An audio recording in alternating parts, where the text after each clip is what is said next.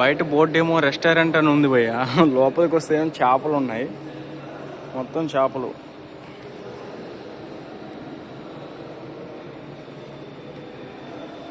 చేపలు, రొయ్యలు, పీతలు, ఏం కావాలో అన్నీ దొరుకుతాయి. మొత్తం స్టాల్స్ లాగా ఉన్నాయి.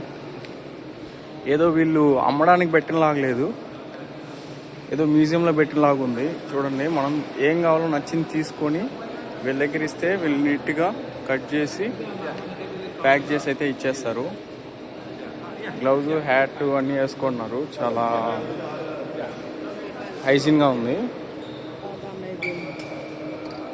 చూడండి ఎన్ని రకాల చేపలు ఉన్నాయో.